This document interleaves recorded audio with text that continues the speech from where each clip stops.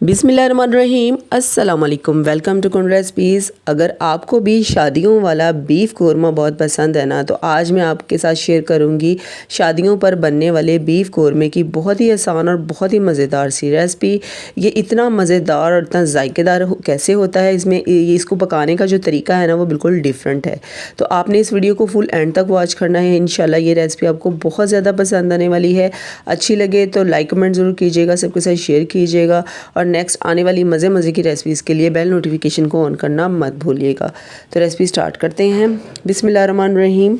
सबसे पहले यहाँ पर मैंने लिया है 1.5 किलो बीफ, और इस बीफ को जो है ना आपने अच्छी तरह से धो के स्ट्रेन कर लेना है, क्योंकि बाज़ार में जब पड़ा होता है ना तो इसके ऊपर बहुत सारी मक्खियाँ और गंदगी होती है, डस्ट होती है। इसको धो लेना है। अच्छा, बीफ जो है ना ये आपने मिक्स लेना है, यानी बोन्स के साथ भी, बग़ैर बोन्स के भी, और थोड़ी सी चर्बी भी होनी चाहिए। मिक्स गोश्त लेंगे ना तो ये बहुत ही टेस्टी और बहुत ही मज़ेदार बनेगा।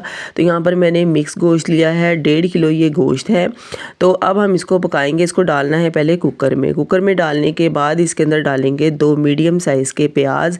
ग्रेवी या मसाला आपने जितना रखना है ना उस हिसाब से आपने प्याज़ों का यूज़ कर लेना है।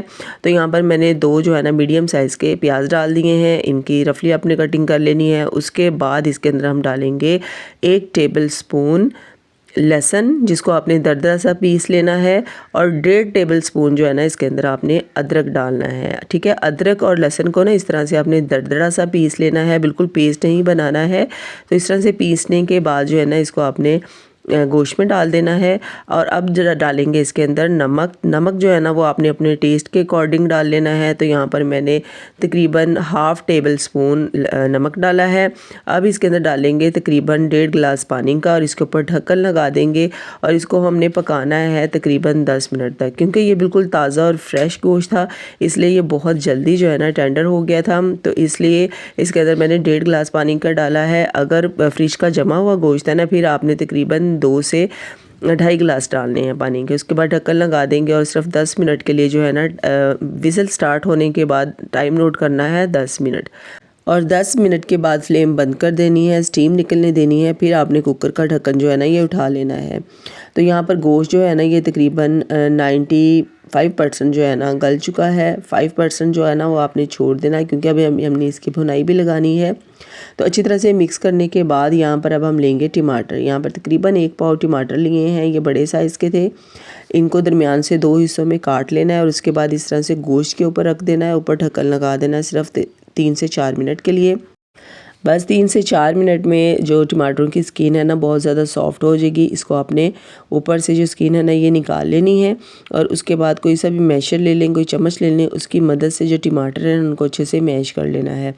वैसे तो इनको मैश करने की ज़रूरत नहीं है, जैसे ही हम मसाला भुनेंगे ना तो टमाटर बहुत अच्छे तरीके से अंदर घुल जाएंगे। अब इस पॉइंट पर हम इसके अंदर मसाले डालेंगे, लेकिन मसाले आपने सारे बिल्कुल नहीं डालने हैं। इसके अंदर सबसे पहले डालनी है 1 टेबल स्पून लाल मिर्च पाउडर और 1/2 टेबल स्पून हल्दी पाउडर डालना है। नमक जो है ना वो हमने पहले डाल दिया है, और कुछ खुशबूदार मसाले जो है ना वो हमने बाद में डालने हैं। तो अब यहाँ पर इसके अंदर मैंने तकरीबन 1 कप के बराबर घी का डाल दिया था, बल्कि 1 कप से भी कम ही था, क्योंकि इस गोश्त में चर्बी भी थी, तो उस चर्बी ने भी अपना घी छोड़ा है।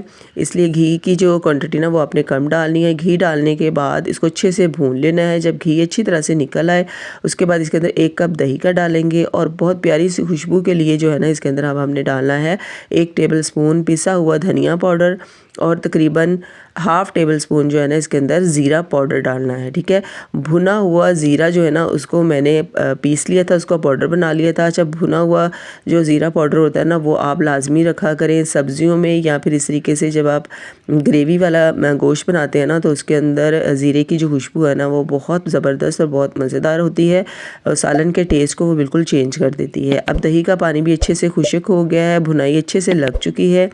अब इस पॉइंट पे इसके अंदर हम डालेंगे अदरक, हरी मिर्चें, हरा धनिया और थोड़ा सा पिसा हुआ गरम मसाला डाल के अच्छी तरह से मिक्स कर देंगे। उसके बाद फ्लेम बंद कर देंगे और ढक्कन लगा देंगे, ताकि तमाम चीज़ों की खुशबू जो है ना वो गोश्त में अच्छी तरह से आ जाए।